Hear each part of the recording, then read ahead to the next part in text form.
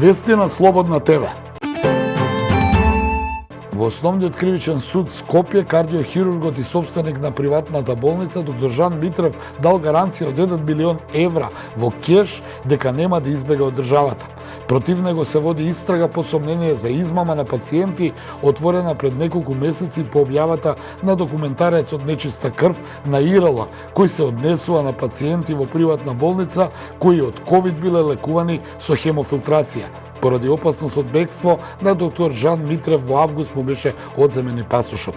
Од основното јавно обвинителство Скопје информира дека одземениот пасош и паричната гаранција од 1 милион евра се доволни за да се обезбеди присуство на осомничениот доктор. Според обвинителството досега се сослушани 80% од пациентите кои пријавиле дека се оштетени, а истражната постапка за случајот би требало да заврши за 2 до 3 месеци.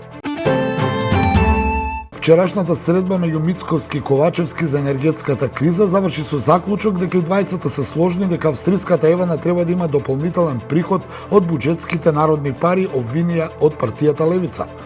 Тоа зашто австриската Евана е ревносен поддржувач на овие партии во зависност која партија е на власт, при тоа згрижувајќи голем број на партиски послушници и од двата табора на високи позиции и со големи примања, ни дава за право да имаме оправдан сомнеж дека мерките за кои се сложни Ковачевски и Мицковски ги одредува токму австриската Евана.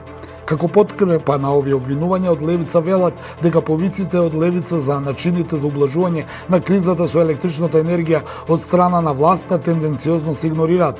Еден од предлозите на Левица меѓу останатото е и државната ЕСМ продажба да ги снабдува со електрична енергија сите државни, јавни и општински институции, како и училиштата и болниците, и така да се избегне маржата од 11,5% кон австриската Евана, а државата да ја контролира цената на струјата со комбинација на производствената цена на електростопанство на Македонија и ЕЛЕМ и цената на увезената енергија на овие институции. Владеачките СДСМ и ЛДП се против формирање на широка влада во која би влегли опозицијските партии, предлог што го изнесе пратеникот Павле Трајанов во Демократскиот сојуз, кој исто така е дел од владеачкото мнозинство. Премиерот и претседател на СДСМ Димитар Ковачевски вчера изјави дека нема потреба за формирање широка коалиција и експертска влада, бидејќи оваа влада има политички легитимитет и капацитет и политички и економски од секој аспект да се справи со овие предизвици кои што се пред нас. Тој истакна дека оваа влада од прв ден работи со предизвици и изрази увереност дека ќе успее да ја преброди и сегашната криза. Моника Зајкова, пратеничка од ЛДП, синоќа изјави дека партијата е апсолутно против формирање широка коалиција и дека во државата треба да има обединување по одредени прашања, особено кога станува збор за државнички прашања или менаџирање на одредени кризи. Владата вчера во собранието ја испрати оставката на министерот за локална самоуправа Горан Милевски, кој е и претседател на ЛДП, но не и предлогот за избор на нов министер за локална самоуправа. Според информациите од Либерал-демократската партија, за ова министерско место ќе биде предложен Ристо Пенов. Се очекува неговиот избор да биде потврда дали мнозинството е стабилно или не по случувањата во Демократската унија за интеграција. Новиот европски пакет санкции кон Русија не вклучува изземање за Западен Балкан поради односот на Белград кон официјална Москва. Србија не воведува санкции кон Русија затоа што треба да има профит од изземањето. Со овој став се согласија и другите земји членки, изјавија за Радио Слободна Европа анонимни дипломатски извори. Во првиот нацрт на предлогот за новиот пакет санкции, Западен Балкан беше изземен од ограничувањата поврзани со увозот на руска сурова нафта. Во претходниот предлог беше наведено дека е неопходно Западен Балкан да биде изземен од воведување санкции за да се заштити енергетската безбедност на регионот. Претходно Србија беше изземена од санкциите, бидејќи Европската комисија најде решение за зачување на увозот на нафта во Србија преку Јадранскиот нафтовод.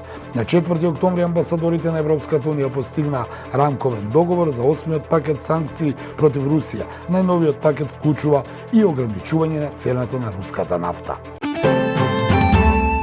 Казахстан денеска го отфрли барањето на Русија за протерување на амбасадорот на Украина поради неговите коментари за убиства на руси и ја прекорија Москва за, како што велат, несоодветен тон меѓу еднакви стратешки партнери. Тензиите се зголемија откако украинскиот амбасадор во Астана во интервју за локален блогер за војната во Украина рече дека колку повеќе руси убивме сега, толку помалку одневки ги убијат нашите деца подоцна. Како одговор, Русија побара од Казахстан да го протера дипломатот, но Астана наместо тоа побара од Киев да го замени, велејќи дека неговите коментари се неприфатливи за држава со големо етничко руско малцинство. Портпаролката на Руското министерство за надворешни работи Марија Захарова вчера изјави дека Москва е огорчена поради тоа што украинскиот амбасадор се уште е во Астана и го повика амбасадорот на Казахстан. Портпаролот на Министерството за надворешни работи на Казахстан пак денеска изјави дека тонот на Захарова е спротивен на суштината на сојузните односи меѓу Казахстан и Русија како рамноправни стратешки партнери и додаде дека и рускиот амбасадор ќе биде повикан во Казахстанското министерство. Оттаму прецизира дека актуелниот украински амбасадор во Казахстан ќе напушти земјата откако на негово место ќе пристигне новиот украински амбасадор.